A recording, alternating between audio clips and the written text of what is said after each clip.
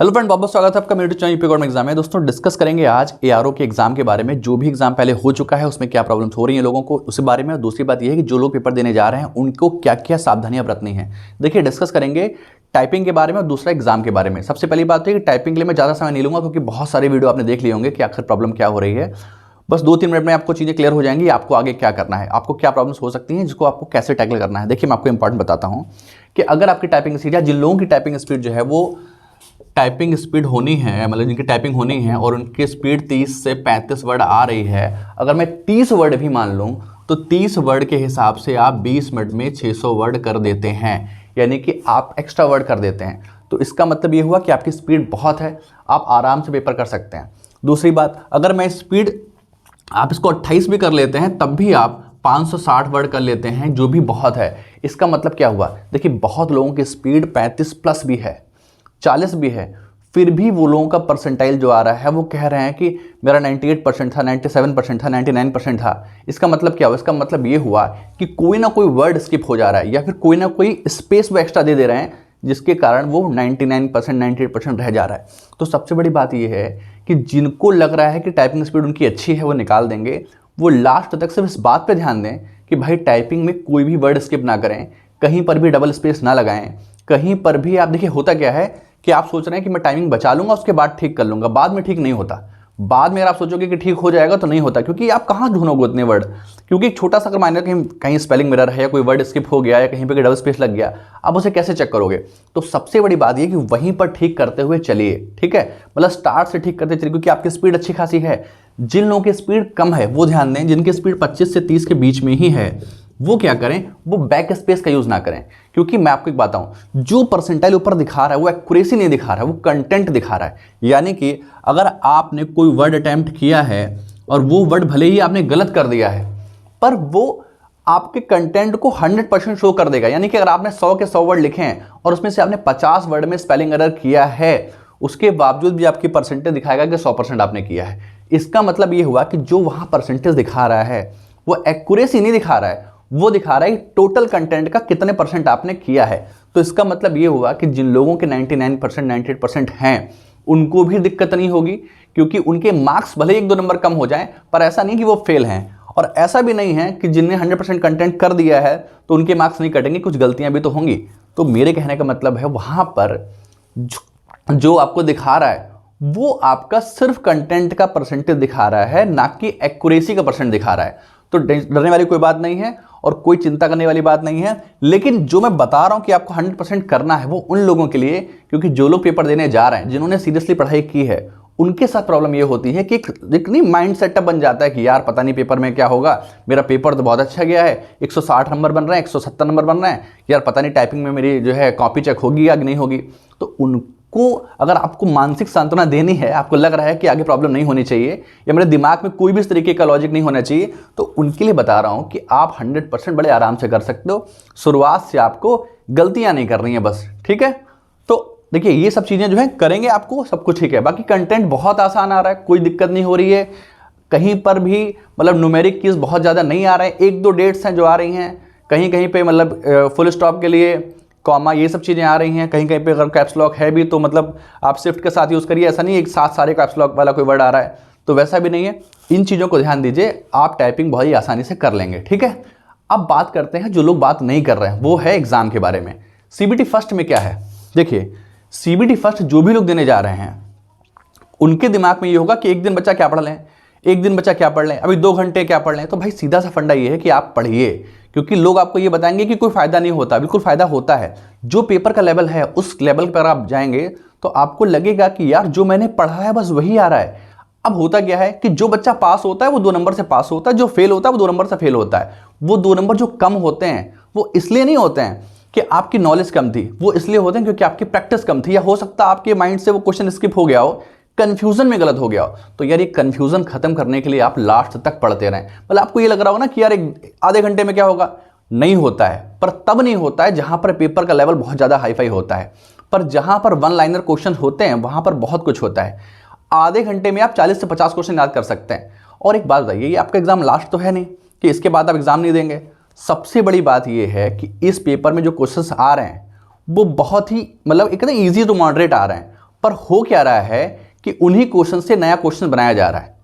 जैसे एग्जांपल देता हूं, मान लीजिए आपसे पूछा गया कि हरित क्रांति कब चली थी, तो आपको पता है ये, पर अगर आपसे पूछे कि नीली क्रांति का जनक कौन है, ये गुलाबी क्रांति का जनक कौन है, या आपसे ये कहा जाए कि जो आपकी झींगा मछली है ये किस क्रांति से संबंधित है, या आपसे पूछे कि जब हरित क्रांति चली थी उस समय भारत का प्रधानमंत्री कौन था, इस तरीके की चीज़ें, यानी जो आपने पढ़ा है बस उसी में जो एक्स्ट्रा फैक्ट्स हैं उनको याद करिए। जैसे मैं आपको एक बात बताऊं, जैसे इंडेक्स पूछा गया, करंट अफेयर में इंडेक्स पूछा गया, आप करते क्या है कि लोकतंत्र सूचकांक में भारत की रैंकिंग 51 है और पहले नंबर पे नॉर्वे है। आप लास्ट नहीं पढ़ते, एक बार आप लास्ट को भी देख लीजिए, मतलब उसी टॉपिक पे जाइए और उसी टॉपिक का एक दो फैक्ट बढ़ा लीजिए। जैसे आपसे पूछा गया वैश्विक ऊर्जा संक्रमण सूचकांक में किसकी रैंकिंग फर्स्ट है, आपने ये पढ़ रखा है, भारत का पढ़ रखा है, पर आपसे पूछे कि ये कौन सी संस्था जारी करती है, भाई ये चीज़ आप पढ़ लीजिए।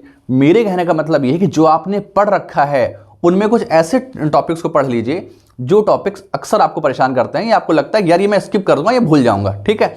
जैसे अगर हम बात करें ज्योग्राफी की, तो ज्योग्राफी में होता क्या है कि जो भी आपने पढ़ा है वो सारे क्वेश्चन वहां पे मिल रहे हैं, मतलब आसान मिल रहे हैं, लेकिन जो दो चार क्वेश्चन गलत होंगे आपके या हो रहे होंगे, वो किस वजह से हो रहे होंगे, वो वजह होती है कि आपको जो है आपने रिवीजन नहीं किया, या आपको लग रहा है कि यार बहुत पहले पढ़ा था, यार वो तो मुझे लग ही नहीं रहा था इतना आसान आ जाएगा, तो मैंने कन्फ्यूजन में गलत कर दिया। तो ये चीज़ें, जैसे आपसे पूछा जाए कि भाग 15 में क्या है, ये निर्वाचन किस भाग में है, या आपसे पूछे भाग 2 में क्या है, या आपसे कोई आर्टिकल पूछ ले बताइए आर्टिकल 3 में क्या है, तो इस तरीके की चीज़ें जो हैं वो आप रिवाइज करके जाएं। ऐसे क्वेश्चन आ रहे हैं। अब बात करते हैं मेरिट कहाँ से बनेगी।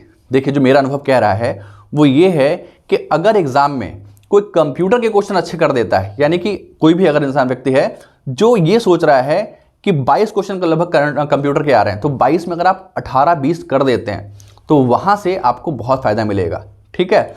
दूसरा टॉपिक है कि ज्योग्राफी के क्वेश्चंस हैं वो भी बहुत आसान हैं, पर यह है कि अगर आपने रिवाइज नहीं किया है, चीज़ों को सही से नहीं पढ़ा है, मैं फिर से बता रहा हूं आपको, जो आपने पढ़ रखा है उसको जाके एक बार फिर से मतलब ध्यान देके पढ़िए कि यार ऐसा क्वेश्चन भी बन जाता है। मैं एग्जाम्पल बताता हूं आपको। एक क्वेश्चन आया हुआ था कि बताइए ऐसा कौन सा देश है जो भारत से बड़ा है पर ब्राजील से छोटा है, यानी कि वो ये चाह रहा है कि शुरुआत के 8 देश आपको पता होने चाहिए क्रम में कि जिन देशों के बारे में सबसे बड़ा कौन है, उसके बाद कौन बड़ा है, क्योंकि भारत 8वां सबसे बड़ा देश, 7वां बड़ा देश है, ठीक है। तो ये सब चीज़ें जो हैं आप ध्यान से पढ़िए। जैसे आपसे अभी क्वेश्चन पूछा गया था कि बताइए भारत में आरबीआई की स्थापना कब हुई।